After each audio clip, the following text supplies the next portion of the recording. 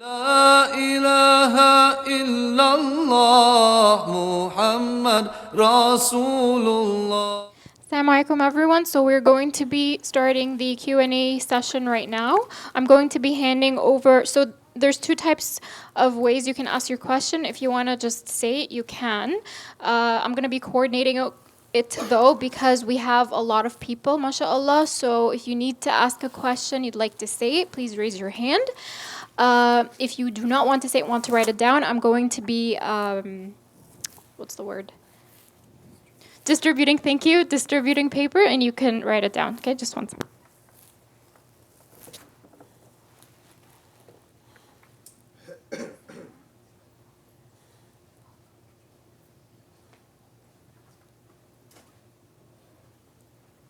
I think there's a question. Yes, please go ahead. Bismillahirrahmanirrahim. You can hear me okay? First time for me here, mashallah. Very nice forum, very nice place. Seems to be a very good organized effort. All the best, inshallah. I have comments actually, not necessarily questions. I have comments. I can make them 2 or 3. How long do I have? Okay, if it's a comment, can you hold on till the end then to make sure that people's questions are answered, and then I'll make sure that we come to you, if you don't mind. Jazakallah khair. Any actual questions here? Yes. Thanks, Jeff. For the last point, let's say if we exhausted the legal and arbitration and it doesn't work, what would be the next step? What do you mean it doesn't work? Let's say you bring the person in the legal system, you ask them to go through the 5 steps, and the person doesn't just keep doing what they're doing. Is it allowed to go public and say, hey, listen, this guy is doing harm, not? If the legal system has determined that he's not, then it's not your right to go beyond that. The legal system has said, no, we don't. Take them to task on their past behavior. Does that mean we can't do things to prevent it in the future? No, we can. Like, let's say you have someone who walks into the masjid and does a lot of harm to people, right? And it was of a criminal nature, and it was not handled. There wasn't enough evidence. The prosecutor didn't do a good job, whatever it might be, and you want to prevent future harm. That is your right to do that, right? In a manner that's legal or remains within the confines of the law, have a restraining order, prevent it from coming again, that type of thing. That's something to be discussed amongst the members of the community. Yes. Shifley, Jazakallah khair. Yeah. This is a informative seminar. Just a quick question on your thoughts on building alliances with groups we may fundamentally differ with. For example, Black Lives Matter or LGBTQ movements to further advance our cause as minorities here. What are your thoughts on potentially partnering with them? Right. The question about partnering with groups who may have some differences on some of their points or their platform. Quran tells us ta'awunu al-birri wa taqwa, that we cooperate in birr and taqwa, those things that are good in of themselves, right, and those things that lead to God-fearingness. And while it's not wrong to make an alliance with someone on a particular issue that is of interest to all, I would still be careful, because oftentimes these alliances are political in nature. Political meaning that, we do something for you, you do something for us. And I think whatever alliance it may be, you go in with your eyes open and you be very clear that we may not necessarily agree with you on every single point that you have. We may agree on points 1, 3, and 7, and we're willing to, campaign together or do things together on those particular points. However, that does not mean that we're with you on every single aspect that you do. So, if the Catholic diocese comes to you and they want to talk about the idea of, religion in general having I think there's this law in Canada now that they're going to remove this idea of sacred space and just call it private space or something like that. Wes? Canadians? Low? And Mohim, this is what someone told me. So if it's something of that nature and you want to keep this idea of sacred space, right, within the Canadian legal system and the Catholic diocese and the Jewish synagogue come to you, that's something obviously that's of mutual interest, right, to campaign with. Does that mean that we approve of their theology and the way they look at God and Son of God? Obviously not, right? And it should be clear. Obviously, they would know we don't agree with them on those things. But we also have to make it clear to other groups who may not have an idea of where we stand on those issues. This is where we stand. And so if you get involved with us, then this is how we're going to be standing on these particular issues. So it's okay to have these type of alliances on issues of mutual concern. But I would be careful because they're often political in nature. Yes? Are there historically any Muslim groups that we can look towards who lived as a minority, as a weak minority in non-Muslim majority places and yet thrived, that we can look to for inspiration and see how they handle some of these issues? Muslims, I would say, most of our history, we've lived as minorities. These countries didn't become majorities until centuries later. Egypt didn't become majority Muslim at least for 4 centuries. And the same thing for most of North Africa. And it took several decades of the Arabian Peninsula too. So I think we've always lived like that, right, for the most part. And the examples that we find in those places, definitely look at the Malay archipelago of Indonesia and Malaysia and parts of Thailand. Look at East Africa, including Mozambique and Kenya and Somalia and Tanzania. You find that all of these places became majority Muslim, and there was not a single Muslim army that went into those places at all. It was all via cooperation and da'wah, right? And so one of the things I think that if we had to pick some attributes of what they did is they had real, general, sincere concern for the places that they lived, and they became a fabric of that society. They became a part of that society. They didn't live in isolation. How could they have lived in isolation? All these people then would have accepted Islam. You just can't imagine it. And you bring up a point that I didn't mention, which is our primary objective is that we want to bring the light of hidayah to people. End of the day. Right? Not that we convert them, but that we make sure that they know about what this is and let them make the decision on their own. And so I would not want anything getting in the way of that. So some type of temporary alliance or something that's for a short-term fulfillment of a cause that may be of some interest to us as a community, but it harms the da'wah, why would we do that? Right? And I think, we should be more accommodating, in a sense, to people's sensitivities. We often ask people to accommodate us, right? We want them to make sure that we have halal food everywhere and in our hospitals and in our schools and places to pray, and we demand these things and we say it's part of the Constitution and so forth, which is all true. But where's our accommodating others and their sensitivities, right? We have a lot of leeway, we have a lot of flexibility in the way we do things. We don't have to isolate ourselves in the way that we carry ourselves, the way that we dress, the way that we interact. Most definitely, I think for this light of hidayah to come about, it's not going to be just by you setting up a dawah table in downtown Toronto and giving them a pamphlet. It's only one of many ways, right? And for certain segments of society, that may not even be the most effective way. They need to know us. They need to interact with us. They need to see us. They need to be invited into our house. They need to see what goes on in places like this and in the masjid and so forth. And to me, that's the goal. That's number one. And so we shouldn't get sidestepped of that in the pursuit of getting, sort of our piece of the table, or our seat at the table in terms of influence in the society. I'd rather be more influential on the grassroots level with the people than up on the higher levels of government and politics, because that's temporary. That comes and goes. But if you establish yourself in communities, right, because these communities themselves, they are not being served well by most of these political entities. And so there's a lot of work for Muslims that they can do. There's a lot of good that they can do in those places, and no one is going to stop them. Right? No one's going to stop you from doing that type of work because nobody wants to do it. So whether it's Muslims who emigrated to Abyssinia, whether Muslims beginning out in Mecca, whether Muslims first beginning out in Medina, and then these other places that came to Islam, they're all models.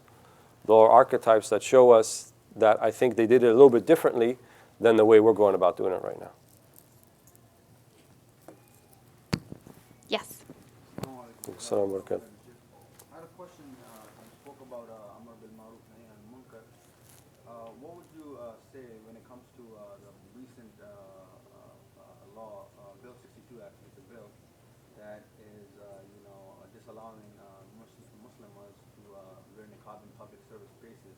Like if they're traveling in a bus, they're not allowed to do that. If they're in a library, they're not allowed to do that. And you also said that we have to take precaution because it can harm, you can harm yourself or for the bigger cause, it can give a negative effect or feedback towards Muslims. Like, say getting ticketed or, government reading and, so how do we go about that or how do the Muslims Right. avoid this in a way which is, So this is the bill in Quebec you're talking about, which is not a law yet, or is it a law? no, it's taking place from what I Okay. We have to make a distinction between those things that clearly we cannot accept and things we can accept. If they made a law saying that people no longer are allowed to pray 5 prayers, we're not going to follow that law. And if it means we have to leave, we leave. If it means we have to fight, we fight. In whatever capacity we can oppose it, I mean, obviously. But in things that are not of incumbent or necessary nature, and the face veil being one of them, it's not a consensus issue amongst the ulama that a woman has to cover her face, then we should still follow that law. Does that mean we don't oppose it? No, you can oppose it. I think it has to come under review on a national level or whatever that is, or you can try to appeal to it. All of those things, Muslims should be availing themselves of. But I would also point out that I think, and this is just my opinion, the actions of some Muslims have made such things an issue to begin with, when they should have never been an issue to begin with, right? The niqab thing should have never been an issue to begin with. And I think that if we look to the objective behind modesty in dress is so that there will be no harm done to the person or to the other people around them. And when the niqab, the nature of it is, in these societies, brings about more attention, I think it brings about more harm than good, right? And that's going to be, and people are not aware, but most Muslim countries throughout history haven't really adopted the niqab. That was something that happened in certain Muslim countries, certain villages in certain Muslim countries. But overall, the past 5 centuries or so, it was not a mainstay of many Muslim countries. There wasn't. Don't be under the impression that it was always niqab in just the modern era. Not necessarily true. So I think we have to deal with these issues with a little bit of hikmah, a little bit of wisdom, and not make issues out of things, right? And not pressure the society. That's what I mean by being a little bit accommodating of the places that we live. I don't think we should dress like we're living in Karachi or we're living in Cairo or we're living in Riyadh. I think for the most part, dress is about covering your awrah, and it's about not doing harm to others, not being offensive to others in the way that you dress. And so if we go by those simple rules, then there's ways to where we can be modest, both men and women, in a way that's dignified, and at the same time, somewhat respectful and aware of the greater culture around you. Because the impression we leave people, if we dress like we're coming from a completely different country, is like they don't want to be part of this country. They want to be isolated, they want to be on their own, and they're just coming here to reap the benefits, and that's all they want from here. Whether that's justified or not, but these are the things that will go in their head when they see such things. So I don't think it's wrong for us to be aware of that, and for us, in as much as the Sharia allows us and the Islamic teachings allow us to accommodate that to some degree, I don't believe there's anything wrong with that. And I think that would be the prophetic way to go. I know there's people out there who disagree with me and they think, no, this has to be. They can disagree. It's okay. But that's the way we see it. Yes.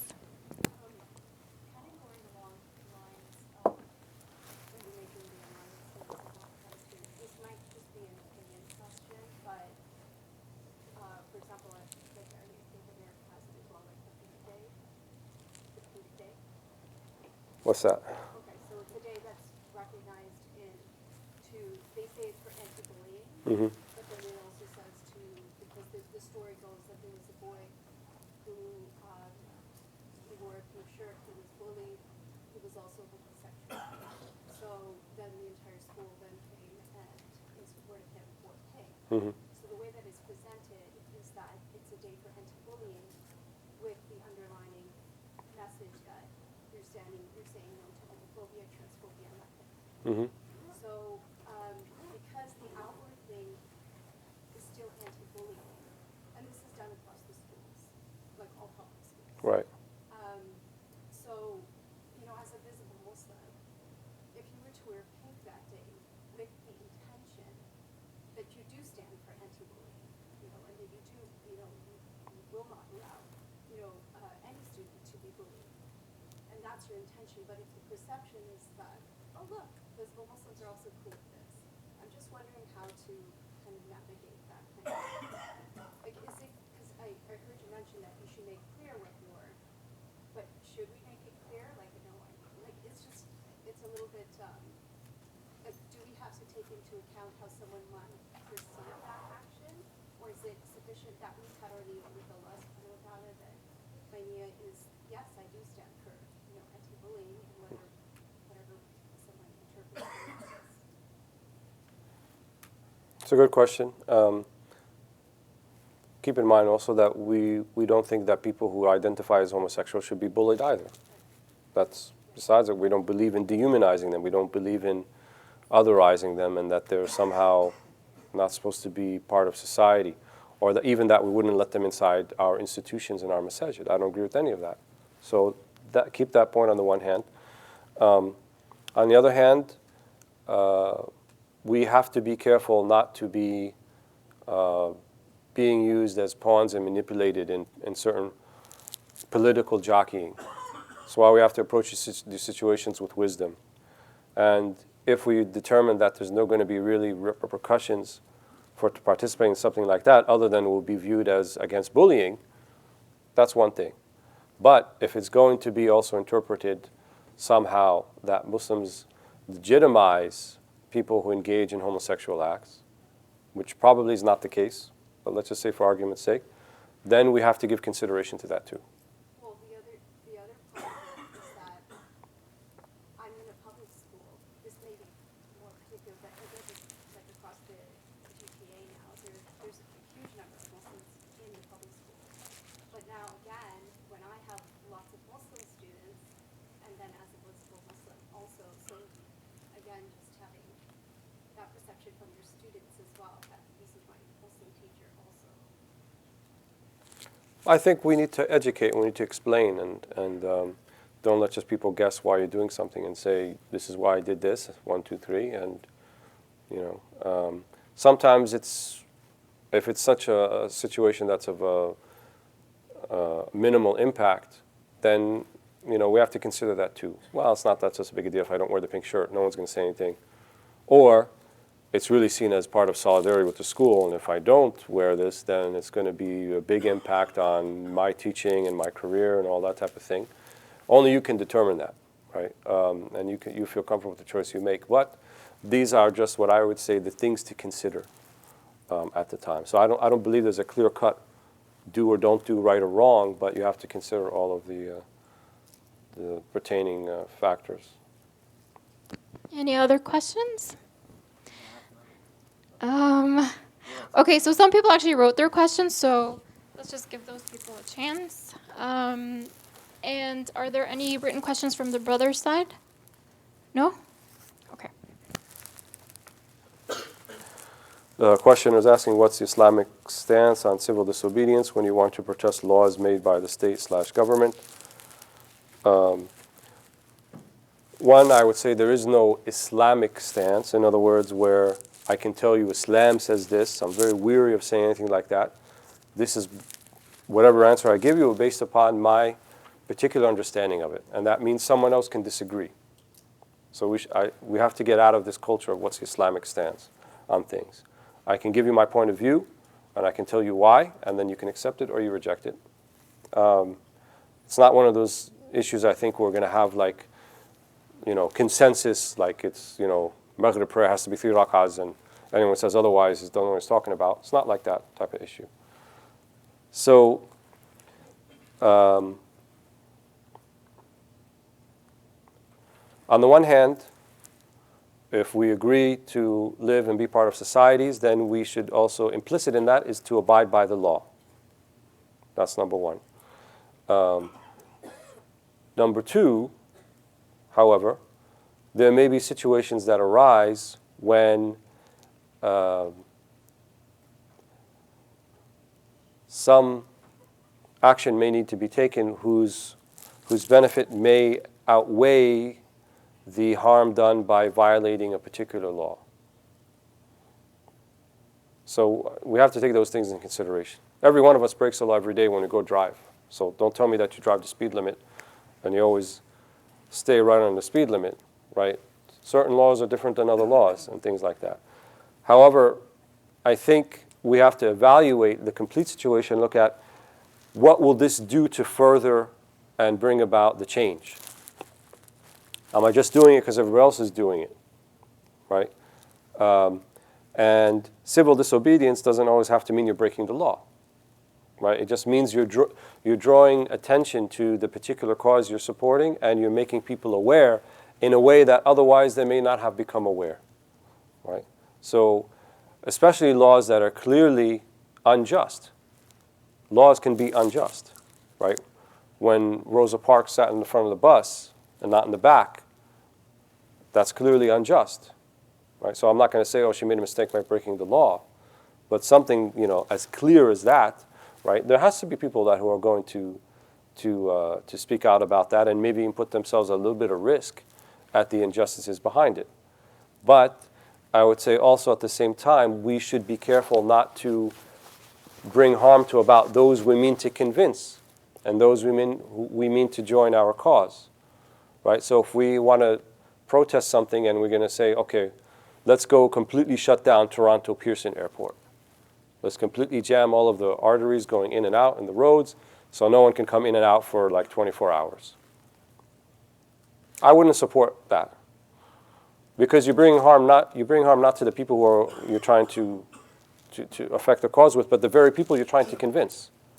So what does anyone who's flying in and out of Toronto Airport have to do with your particular cause, right? Or people who maybe who have medical emergencies, people who are flying into hospitals and people flying for other reasons. And to just kind of dismiss all of that because you have this cause, I think was callous and careless. So you have to consider, well, what exactly are we going to be doing and in what manner are we going to do it? So to me, there's no clear-cut answer on that. But I think, at the very least, think about what the effects are going to be, what are the consequences, and whether the intended outcome that you're looking for is actually going to be, you're going to move along towards that, or it's going to be a setback. Or are you being pressured into it because you form an alliance with certain groups and they're pressuring you to do it with them, right? No one should pressure us into doing anything. We don't, لا طاعة في معصية الخالق. There's no following someone who's in a clear sin or contravenes our principles. And so, again, I go back to the da'wah. We need to show people the light of the hidayah. And that will be very difficult to do if we're doing things that will make people dislike us or even despise us, even though we may think at the time it's a just cause. So, take the Prophet ﷺ, for example. In the Meccan period, many, many injustices, too many to enumerate, including murder. What did the Prophet ﷺ say to them? He said, let's all form an assassination team and we'll go take out Abu Jahl or the people responsible. He said, صَبْرًا لِأَهْلِ يَاسِرْ فَإِنَّ مَوْعِدَكُمُ الْجَنَّةِ. Patience, family of Yasir, your abode is going to be paradise. And in fact, there was no idhin, there was no permission from Allah subhanahu wa ta'ala for them to retaliate. Don't think they didn't retaliate because they were weak. No, they could have retaliated when they were in Mecca. But they didn't retaliate because Allah didn't give them the permission to retaliate. The permission to retaliate only came later when they made it to Al-Medina. But while they were in Mecca, it wasn't because of weakness. It's because they didn't have the permission. And then the question is, well, why didn't they have the permission? Why did Allah not give them permission to retaliate while they were in Mecca? And one of the reasons is that the da'wah was still in its early phases. The Prophet ﷺ didn't want it to become some sort of political civil strife issue where there's two sides fighting one another. How would that look like to the rest of the peninsula? To the people that the Prophet ﷺ looked to invite to Islam. So they were patient, right? And they suffered much. They suffered the boycott, right? Where all they can find to eat was something soft that they found on the ground. And suffer through all of those things without seeing retaliation. But look what was the result at the end. The result was the hidayah, the light of da'wah, reaching the whole entire Arabian Peninsula before the Prophet ﷺ passed. Which, if you think about it, 20 years earlier when they were still in Mecca, would have been unimaginable. Who would have thought within 2 decades, the whole Arabian Peninsula would have come to that way? But if they made it an issue of civil strife, because that was already happening in the Arabian Peninsula. Well, the Aws and Khazraj were already fighting each other before they became the Ansar. So it could have been a matter of Banu Hashim, which was a sub-tribe of the Prophet ﷺ, fighting the rest of the sub-tribes. And that may have been how it would have been seen by everybody else. And then who would have thought it's about da'wah? They would have just said, well, Banu Hashim is a prestigious sub-tribe and they lost some of their prestige and now they're trying to regain it and try and do something different. It's a local issue. It's a local matter. They're not seeing the bigger picture behind it. And it wasn't about the Prophet ﷺ, his tribe, or anything like that. It was about the da'wah. It was about the hidayah. So I think always the overriding priority that we should be thinking about is the da'wah. Even if there's some type of temporary self-interest, either on individual or a community level that's being served, don't lose sight of the da'wah. Don't say to yourselves, well, if we protest with this group and then they're going to help us in this way, and then we'll get more exposure, but then at what cost? What will people know about us? What will people think about us? What will there be impression of Islam and Muslims as a result? These are things that we should think about. I'm not saying we have all the answers and it's yes or no, but at least we should consider the questions.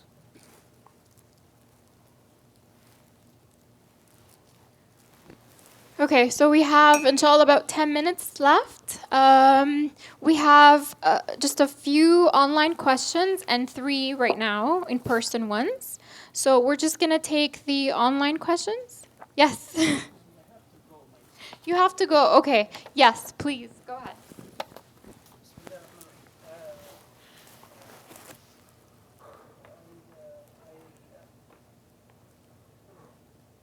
I acknowledge that, alhamdulillah, you said, so I cannot pretend that you know everything. You said, I'm only giving part of what's applicable and what's needed here, part of knowledge.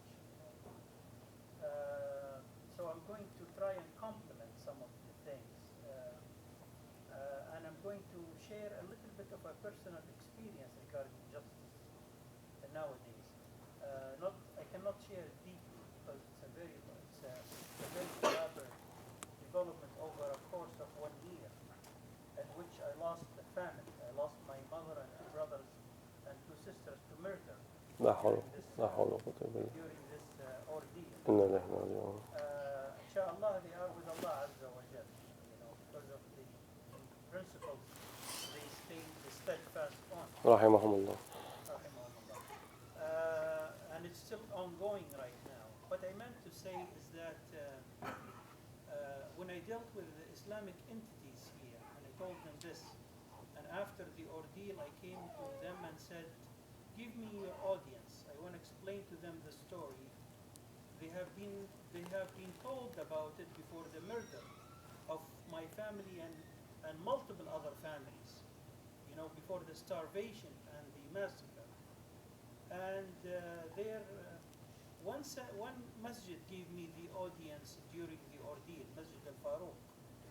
The others were so careless, so insensitive, and so unmoved by the crises as I was talking about them. So after the development and the very difficult outcome, I said, give me the audience. So I give them the outcome, and maybe next time around they will be engaged a little bit more. Maybe next time around, because I was appealing with them like 8 months before the massacre, And I said to them in a title, empathy of the Prophet sallallahu alaihi wasallam and apathy of leaders and organizations like yours. That's the title of the email.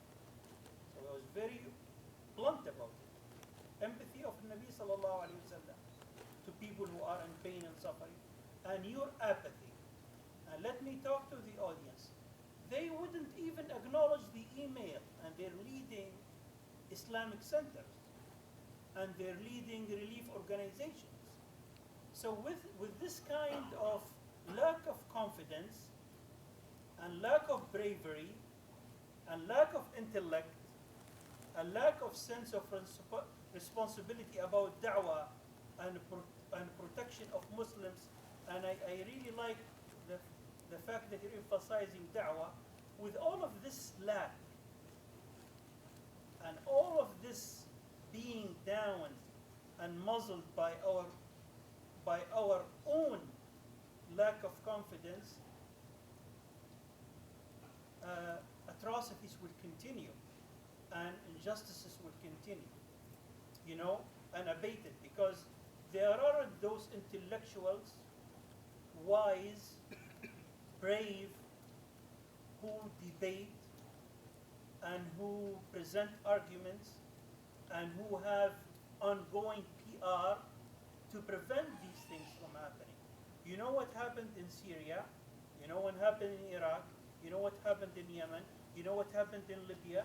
They continue because the challenge to stopping them is so very poor. I'd rather invest in ongoing PR that has, say, 3 parallel channels that appear to present diverse ways of presenting justice and presenting a fair debate and presenting a good side of Islam to civilization than build a nice, fancy mosque these days. I agree with you, sir. That's a great comment that you're mentioning, and I would actually ask. It's a very heartbreaking story what you just mentioned. I would actually ask the shiur today to make dua for your family. That's a huge ordeal that you went through, and it's a huge important comment that you're mentioning. I just want to give a chance to Dr. Walid to comment about that, as well as answer the 5 other questions that we had. But so yeah, please.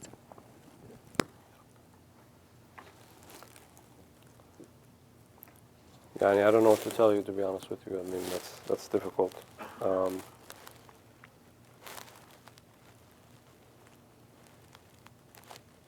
musta'an. A'anakum Allah.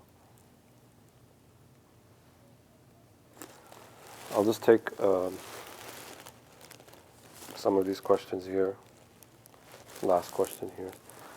Is the Islamic perspective / law and inheritance laws regarding 2-to-1 inheritance of male to female always applicable? This is one of the most overused, trite, boring misconceptions about inheritance law. That somehow it's always a 2-to-1, that the male will always inherit twice as much as the female. That's not actually true. Out of 60 plus scenarios, that only happens in 4 of them. And most scenarios, some scenarios, a woman actually inherits more than a male counterpart. So if a deceased leaves 2 daughters behind and no sons, they're going to get 2/3, no matter what. If it's only 1 daughter and no son, she'll get half. That means any male relatives, like a brother, like a grandfather, they're not going to get, certainly not a half if they're more than 1. And in certain scenarios, the female, if she's present, will get an inheritance, and some male counterparts will not. So inheritance is not based upon gender. It's based upon qaraba. It's based upon how close, how many generations were moved, and societal roles. So while, for example, men are expected to support families and support their wives completely without generally any assistance from the family or the wife, the same is not expected of the wife. And so in certain scenarios, yes, when it's a son and a daughter, then in that case the son will get 2 shares and the daughter will get 1 share. But then the responsibilities and expectations that are placed upon the daughter, financially speaking, are much less than those that are placed upon the son. So considering all of those things, it's not always applicable. But I get the feeling that the questioner here meant, is there a time where we can change the inheritance laws and make them different? No, there's not going to be a time we're going to make them different. When certain ahkam come in the Quran specifically, an inheritance, many of the inheritance law is mentioned specifically in Surah An-Nisa in the Quran, that gives it sort of a thabit, immutable nature. Something that is, I don't believe it's going to change. There's a consensus on those issues. They're not going to be changed, but for the reasons that I just mentioned. And I'm going to let Sheikh Faraz handle this 5th question because I don't really know 5th. What do we do if we're called to jury duty? That sounds like a Seekers Hub answer service question. That's not really me. I'm just talking about social. Bismillah. Well, there's 2 things. One, you could just do it, because there's nothing wrong with accepting jury duty. Or you could do what Imam Abu Hanifa and a few other scholars did. The scholars would avoid being judges. So once Imam Abu Hanifa and 2 other scholars were called, who were companions, they were called to be interviewed, basically, to become a qadi, to become a judge. The first claimed insanity. He just pretended he was mad. And the ruler was like, "What's wrong with this guy?" He said, "We don't know." He said, "Go away." Abu Hanifa went, he said, "Sir, I am not fit to be the qadi." And this means that there's 2 possibilities. Either I'm being truthful in what I say, and then morally you cannot hire me as a qadi, because you cannot hire appoint an unqualified judge. Or I'm lying, and you cannot appoint a liar as a judge, because they're not trustworthy. So the ruler said, "Okay, go away." The third got confused as to what to say, and he was obviously qualified. So he became, it is said, he was appointed the qadi. And the other 2 didn't talk to him for several years because they're so disappointed in him. But jury duty is, in short, is permissible. And, if you can claim ineptitude or incompetence, or we have some lawyers here who can give you advice on how to get out of it. Many of you, mashallah, I know are exceptionally good at not answering emails and phone calls. I'm one of the worst people at answering phone calls. There's ways you could get out of it. They'll despair of you. But in seriousness, jury duty is something that's part of your civic responsibilities. If you can fulfill it with the right intentions, etc., it's not something that you should forego, right? That's part of, and there's nothing wrong Islamically with doing so. There's just one comment, just the situation that was mentioned was very serious, but just one thing with respect to the institutions in our community, that while it's important to have a sense that we hold our institutions accountable, etc., and this is all very important. But at the same time, we have to have mercy towards our institutions. And many of you who are active in the community would bear witness to this, that we're a young community. Right? How long have we been in Canada? Like as an active presence? Not very long. Some of us, who were active at university, if we look 25 years back when we were at university, how big was the community compared to now? We're in a different world. Right? That our community is still a very young community. Our institutions are very fledgling. We see sometimes these big institutions have big titles or a big mosque or whatever. If you look at who's the active staff, most of the Islamic centers in the Greater Toronto area don't have one paid staff member besides the imam. And even the imams part-time or underpaid.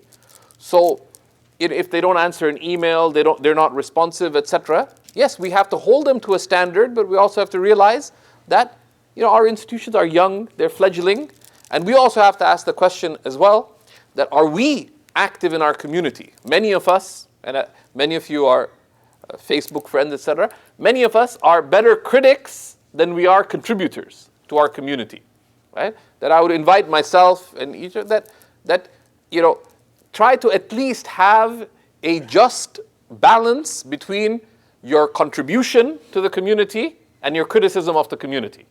At the very least, if we could agree on a 1-to-1 ratio, every hour in which you critique anything in the community, put in at least an hour of contribution. Though they say criticism should be like charity, right? That charity is best, like 5%, 10%. If you can hold that only someone who's doing something should really be actively criticizing, right? So the ideal case, if you put a 10% threshold on yourself, that every hour that every one criticism that you have, try to have 10 contributions to the community. Then you're being real in your criticism, in your critique, right? Because alhamdulillah, while it's easy, you pick any institution in our community, you can mention 10 faults in them. But have you made one contribution to them? Right? It's very important. And one of the senior-most scholars of the Muslim world, he came to Toronto 10 years ago, Mufti Rafi Usmani, and he made a very important point, and we should keep this in mind. When we call to justice, we have to have justice hold ourselves to justice when it comes to our community and our social responsibilities. Said that we take pride in that the community is growing and Muslims are doing this, we're building institutions, but ask ourselves that there are people who came before us who also built institutions. If you deal with interfaith, many church groups, etc., most of what they're doing now is on Muslim things. Why? I met at one of the rare community dinners that I've ever been to, met this priest said, I spend 70% of my week on Muslim affairs. I said, why? He said, because there's not much to do in our community. like literally, even on a Sunday, I hardly get anyone coming except people already know what I'm going to talk about, right? But that's likely to happen with us as well. We really have to take that very seriously, right? And one of the things I would encourage to do, and I feel guilty because I'm largely have an online existence, is get off social media a little bit and get in the community a little more, right? And there's a lot of needs there that many of our groups will not be active in many of the things that we wish they were active in. But who's behind the scenes? Hardly anybody. So may Allah subhanahu wa ta'ala grant us that commitment to contribute. Bi-idhnillahi ta'ala.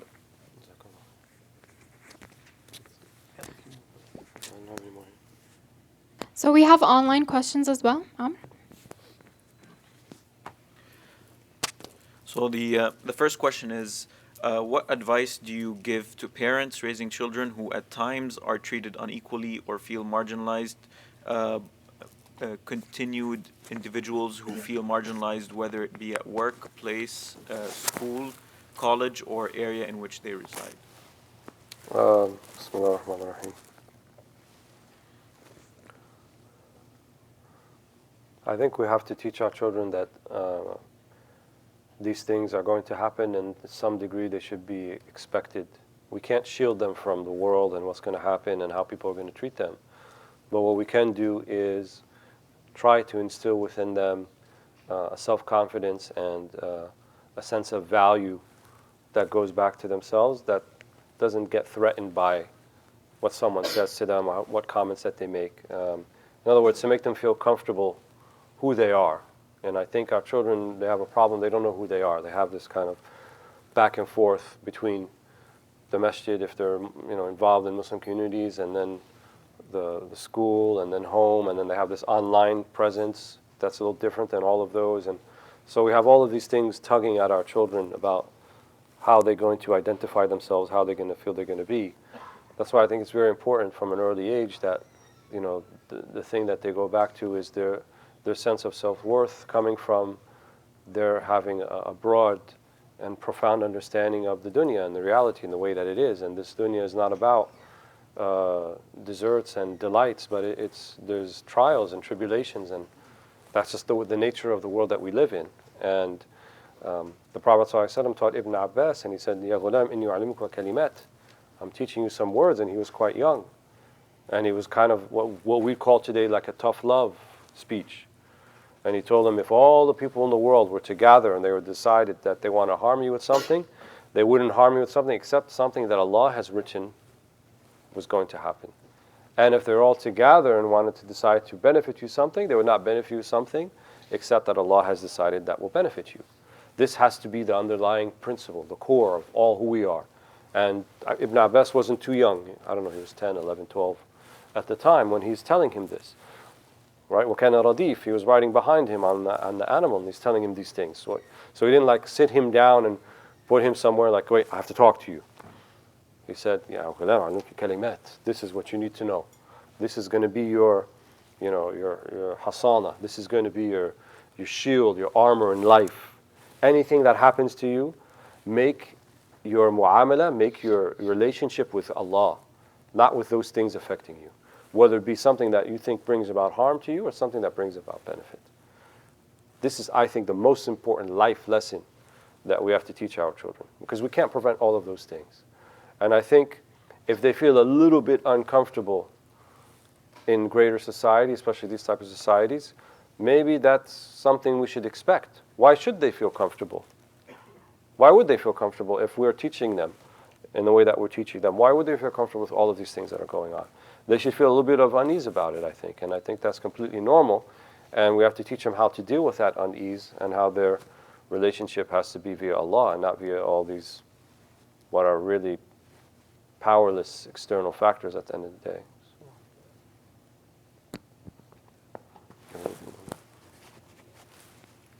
And, another online question. Question is asking, Assalamu alaikum wa rahmatullahi wa barakatuh. Can you please, can you please clarify why bringing social justice as a conversation in our community is important while most Muslims lack basic tawheed? I don't see the connection between those two things. Let's say that again. So the questioner is saying why social justice is important as a conversation in our community while most Muslims lack basic tawheed. Ah, I see. Okay. I don't agree with that assertion, that most Muslims lack tawheed. Tawheed is of two types. There's a tawheed that is the basic wahidillah, that I know that Allah is one in His essence, His names and His attributes and His acts. All Muslims have that, if they're Muslim. And to assert otherwise would be questioning their very Islam, which I don't agree with, number one. Number two, the other type of tawheed is the tahqiqi or, veritable tawheed, where you are ascending in your understanding of tawheed, right? Where you have a greater understanding of that reality and it reflects in your deeds and your acts and the way that you go living out your life. And that's the struggle of every Muslim. And there's no inherent contradiction between that and this idea of social justice. You give everything its right and its due. Just because I'm busying myself with having a greater understanding of Tawheed, that doesn't mean that everything else is on the back burner. I go live in a cave and just think about how I improve my Tawheed. That is essentially an aspect of it, right? When you say La ilaha illallah Muhammadun Rasulullah, everything that goes under that, which includes all of the teachings of the Prophet ﷺ. So if you're implementing these things and you're going about to deal with injustices, then you are implementing aspects of Tawheed. There's no contradiction. If the questioner meant by social justice in its kind of narrow understanding or definition as applied today in certain type of situations, we're not talking about that. We're talking about in general. That's why we call it social justice in Islam or in the Islamic tradition. We're trying to kind of reorient the paradigm, right?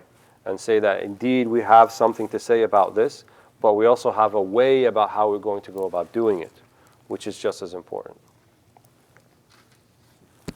So since we started a few minutes late, inshallah, we're going to be ending a few minutes late, which is in 5 minutes basically. So we have a bit more written questions. And then, so after these questions, inshallah, we're just going to be making a few announcements, and then it'll be lunchtime.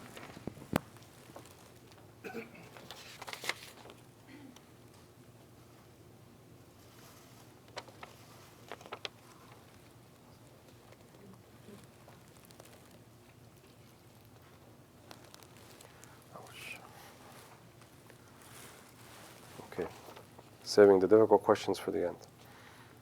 I fully understand trying to not engage in the call-out culture, except I do see in the case of sexual harassment or worse, sexual assault, that women are just keeping quiet, not going to police or other authorities.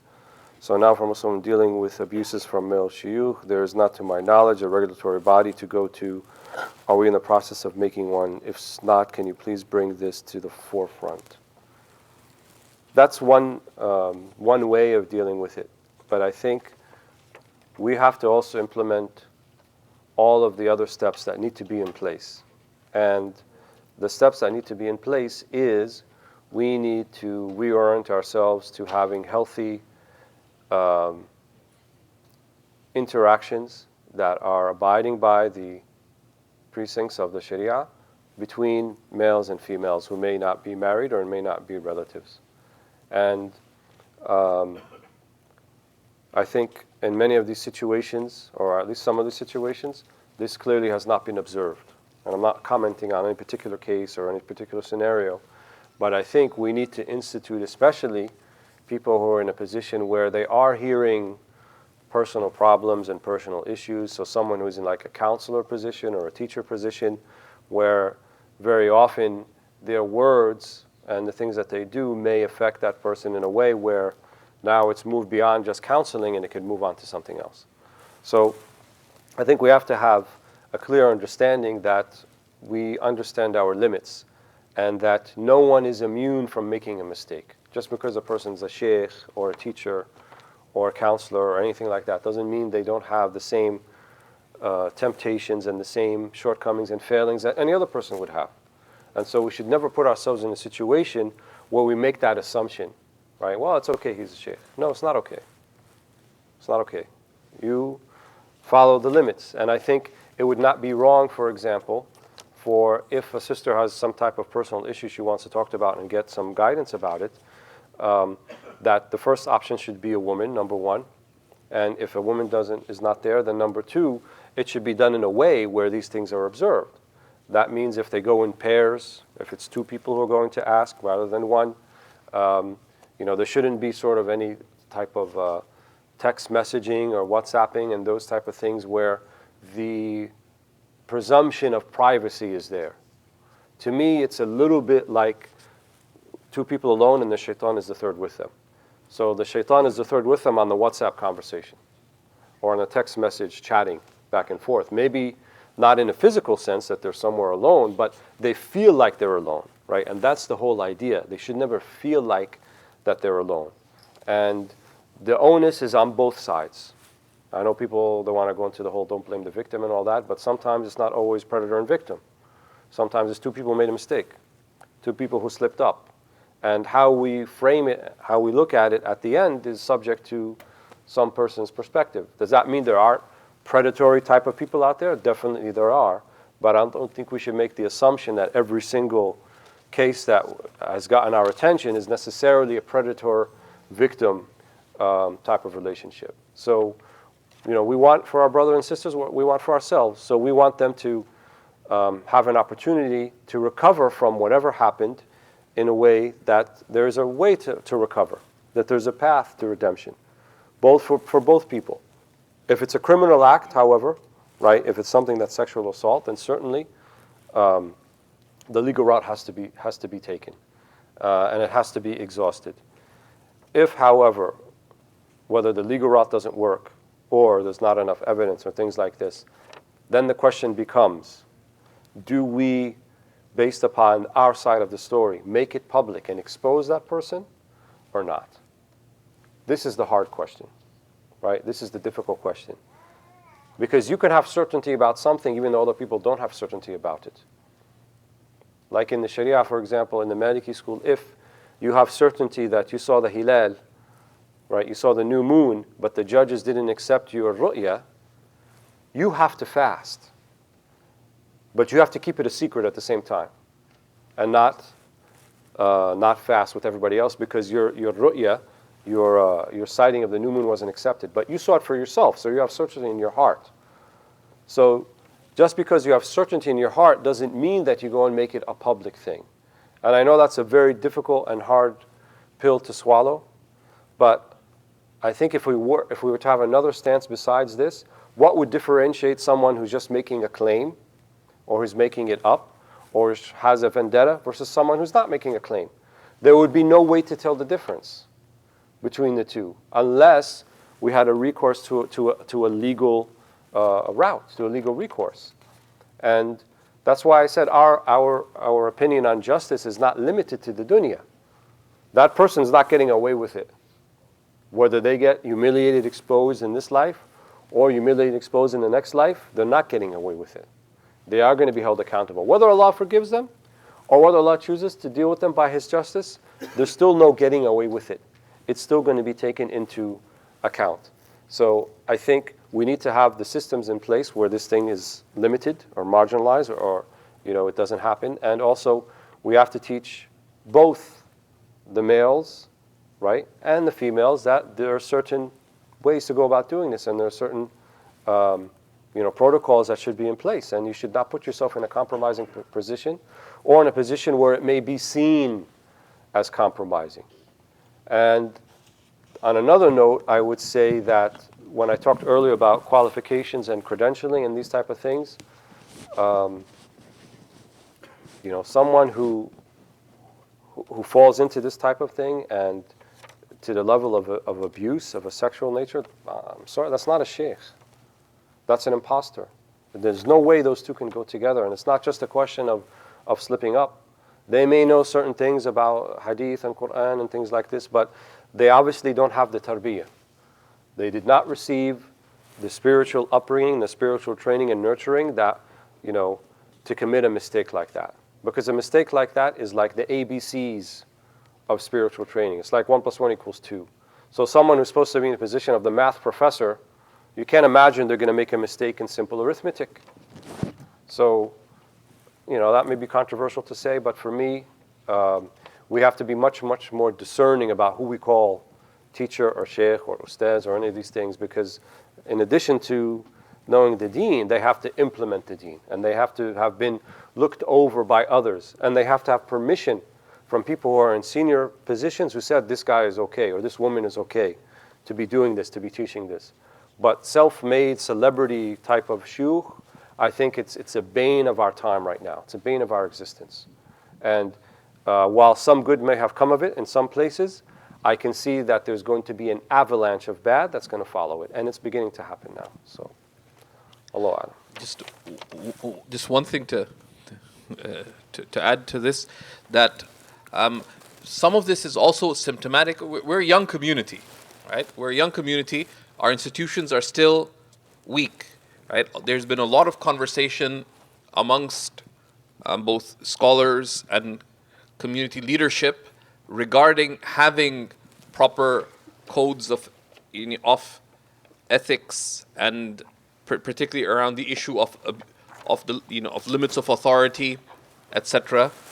in Muslim organizations. There's a number of these initiatives actively in place at a high level. I know in North America, regarding this, attempts to get different organizations to sign on to it, to have a clear code of conduct, just as they are in any other professional situation, and to have due diligence, right? To have due diligence at a community level, so that if someone is hired as an imam, as a Quran teacher, etc., that they have agreed contractually to uphold a certain code of conduct and ethics that they have to uphold. And as a community, we need to expect that in a positive manner. Personally, one of the things you also have to keep it in mind, a lot of you are parents, etc., that, the number of times I get asked, for example, I heard that, there's this Quran service online. I'm thinking of enrolling my son, my daughter in it. So, do you know who the Quran teacher is? I say, no, but they've got this service running. Seekers itself started. It cost us $50 to get the website up and running. Domain, we bought a template and we started.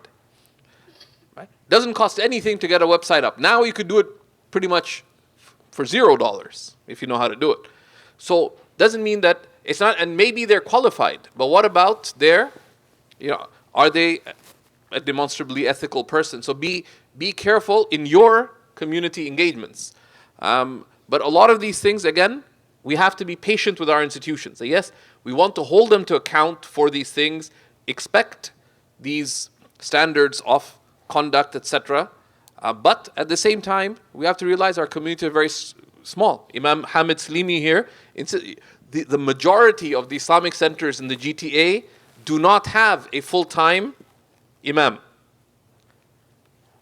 And of those that have a full-time imam, a majority of them are not qualified for the position they're in. Right? In that they don't have the requisite religious training, let alone the community leadership or counseling training that they need. Right? And that's something that's, who's supposed to take care of that? All of us. Right? We have to take responsibility to help build up our communities. Right? And these are things that if you're involved in your local masjid, in your local community project, these are things that rather than being a critic, be a contributor. That we've seen many issues where visiting, where celebrity sheikhs or whatever situation or other problems have arisen, how can we as a community group, as an educational institute, as a charity, have a proper code of ethics in place that will address this, right? So let's address these things constructively rather than just tearing down. And also be very careful in your own lives in terms of the situations that you get yourself into or your children into. The number of times I see people, people have teenage daughters and they have a private Quran class on Skype with someone they don't even know who they are. 3 times a week, right? With video, right? And whoever the sheikh is texting them on weekly, have you done your homework, this and that. That's parental irresponsibility, right? If someone does wrong in that, they have to be taken to task. But we also need to take care of it. But it's important to realize that even with recent controversies, etc., a lot of the senior ulama have been working hard to deal with these cases. People like Imam Majid and Dr. Ingrid Mattson, Imam Zaid Shakir, Dr. Umar Farooq Abdullah, many of these leading scholars, they've been working on it. But sometimes the ulama look at the bigger picture, right? Rather than comment on every crisis, the concern of the ulama is to build, right? That this is clearly a problem. They've identified it from years.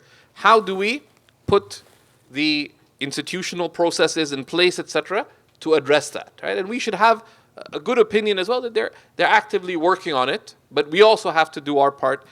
So those are some things to keep in mind. So don't have a sense of despair. These are challenges that arise in any human context. There are people who fell into errors in the prophetic community, right? And it was dealt with. It was dealt with, right? But at the same time, we should never, there's people who committed zina repeatedly and were punished for it. But and imagine, in the city of the Prophet ﷺ, the Prophet ﷺ right there, people committed zina. And they were punished publicly for it. But then when they're being spoken ill of, the Prophet ﷺ said, stop. لا تعينوا شيطانه عليه. Don't assist their devil against them.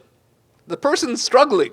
We're punishing them for their struggle, but still don't speak ill of them, right? So may Allah subhanahu wa ta'ala grant us that balance and that principled approach that Sheikh Walid has so beautifully insisted upon today.